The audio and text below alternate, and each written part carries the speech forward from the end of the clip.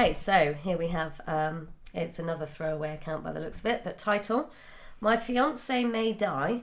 His sister wants half of our house if he passes. No. Yeah. No? Based on what? Right, well, let's dive in, shall we? Oh, my fiancé was in a car accident about a week ago. He has a 50-50 chance of surviving, though things have started to look up. Oh, okay. His sister is also his birth mother. What? What? What in the... Right, she got pregnant at 13 and his grandparents adopted him. So legally, she is his sister. Oh, okay. Oh, well, she has no claim then. She has never had any involvement in his life. His adoptive parents died 3 years ago. My fiancé and I have 2 children together and own a house. We have been together since we were 13 and are getting married this October. Our house is nearly paid off and I can't afford to pay half of the house equity to her by myself. I have no idea what to do or if she even has a stake in the house. No, she doesn't. No. Because it would go to his next of kin, which are his children. They've got 2 these are like her grandchildren, effectively. Yeah. So why does she want to steal from her grandchildren? Exactly. People, I don't get it. Anyway, he is 23 and does not have a will. He also has a life insurance policy that she wants half of. What? No. I can't get a lawyer to talk to me without coming in for a $600 plus consult. Yeah. Oh. I'm hoping someone can give me some kind of direction so I can stop worrying about my children and I becoming homeless and focus on my fiancé. Oh, honey. This is in Ohio. Thank you. And they just put an edit.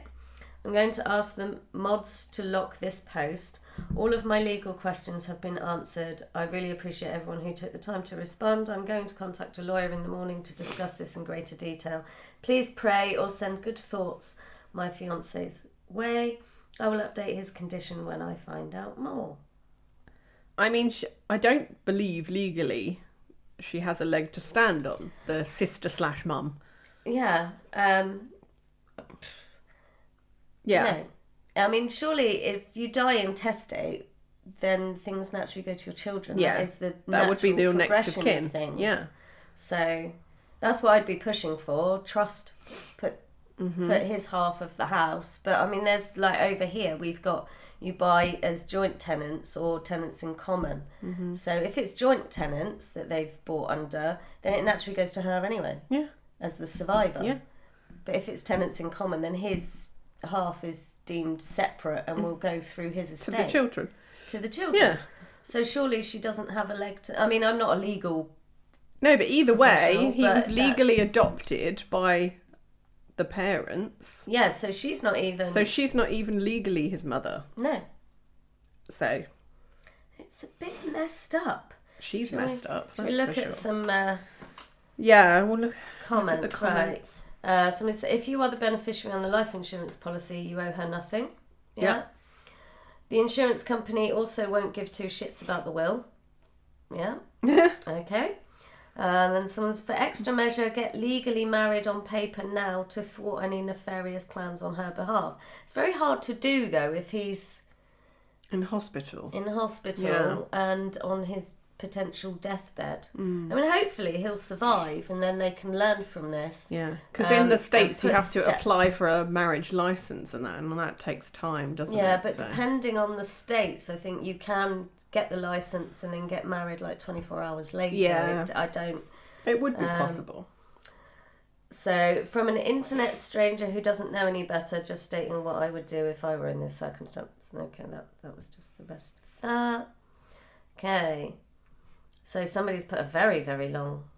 Right, let's have a look. Oh, they've posted the Ohio intestate rules. So this will be interesting. Okay, right. Cool. Okay, you are not married. Is he on the birth certificate of the children? Generally, children have precedence over parents for inheritance. Yep. Yeah. The Ohio intestate rules are... If a decedent is survived by a spouse and no surviving children or descendants of deceased children, the entire estate goes to the spouse, but they're not married, so... If a decedent is survived by a spouse and one or more children of their descendants, and if all the children who survive or who have descendants are also the children of the surviving spouse, the entire estate goes to the surviving spouse, right?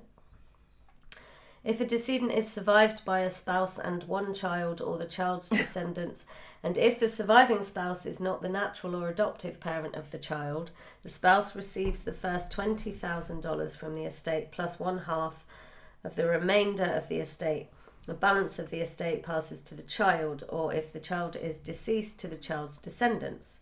Okay, well, I imagine these children are young, so they're not going to have descendants of their own. If a decedent is survived by a spouse and more than one child or their descendants, the spouse receives the first $60,000 if the spouse is the natural or adoptive parent of one, but not all of the children, or the first $20,000 if the spouse is not the natural or adoptive parent of any of the children. The spouse receives 1/3 of the balance of the estate, and the children will receive 2/3 of the balance of the estate in equal shares. Descendants of a deceased child divide that child's equal share. If there is no surviving spouse but surviving children or their descendants, each of the children receives an equal share of the estate. Yeah. Descendants of a deceased child divide that child's equal share. Right, okay. So it goes to the kids. Yeah. Yeah, because they're not married. There's no spouse. Yeah. So if the decedent has no surviving spouse or children and no descendants of deceased children, the estate goes to his or her surviving parent, or if both parents have died, in equal shares to brothers and sisters or their descendants. So basically, the sister would have to off her and the kids to get money. But she's not a legal parent, so she's the legal sister. She's the legal sister. So, and as obviously the adoptive parents have both died, the only way she'd ever get is anything if they all die.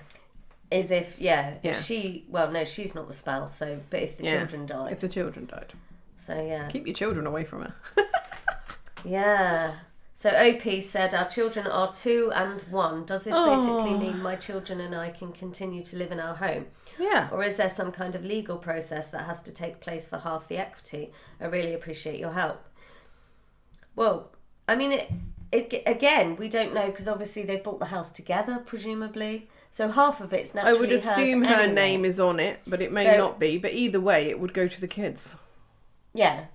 And she's the mother, so she's going to live with the children in the house. Exactly. So somebody said, as the parent of your children, you also get to manage their assets, half of your house, until they turn 18. So you're going to be okay. Life insurance is all yours if you're the named beneficiary.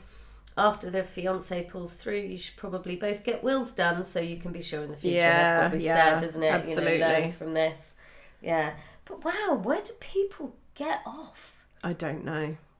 It's literally... I want half of the life insurance and half of the house. At the moment, she should be focusing on the survival of her son. Even though she never raised him, but still. Yeah.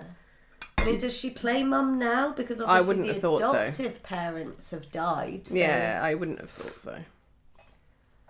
It's just, wow. The entitlement. Yeah, but it's twisted. It's very twisted. Money drives people, I think, to do some really messed up stuff. Mm-hmm. I don't get it. I think there's an update on that one. Is there? Mm-hmm. Right, okay. Let's have a look. If you go back into the saved bits, see update. Here we go. Update. I apologise for formatting grammar errors. I'm on my phone, yeah. That's fine. My post got a decent amount of attention. I thought I would update since I still get really sweet messages from people wishing me well, praying for me and my family. Oh, see, there's lots of lovely people out there. Cheers to you lovely people. My fiancé, now husband, yay! Did pull through, yay! He's currently in our backyard setting up a tent to camp out with our 2 and 3-year-old boys. Yay, that's so cute. Love it. He was in a coma for over a month, and the doctors were pretty sure he would never wake up. Oh, he did it. His recovery was slow, and he still goes to physical therapy 4 times a week, but he is pretty much back to normal now, and we couldn't be happier. Although it was a horrible thing to go through, it changed both of us for the better. Best case scenario. Yeah, you don't realise how much the small things matter until they're about to be taken from you. Absolutely. Yeah, it's always the small things, always. He was appalled by his sister's actions when I finally discussed it with him. We recently both made wills and made sure there is no chance sister-in-law or brother-in-law will get any money if both of us were to pass. Yay! Or God forbid our children too. We also chose godparents for our children and we are expecting a baby girl in 2018. This is quite old. Well, this is an old one, yeah. I really appreciate all of the sweet, thoughtful messages I was sent. They definitely made me feel better on bad days to know how many people were praying for him. I think that's lovely. That is lovely. We should leave it there. Yeah. On that one. Oh. Yeah. Happy ending. I love a happy ending. That is literally the best case scenario, isn't it? He recovered. And they're married and they're having another baby. And they're living life, you know. And they've made their will in the garden, yeah. Yeah. And they've seen people's true colours, and I think sometimes that can be such a valuable thing when you see somebody for who they are. Yeah. Because had that not have happened and they went to make wills, they could have potentially written her in, and you know, you just don't know, do you? But you don't know. When your son/brother is on their death, I just don't. Oh, I want the money. Yeah. So was she like willing his survival at this point? I don't know. Or not? Because that's... Let's move on. Yes.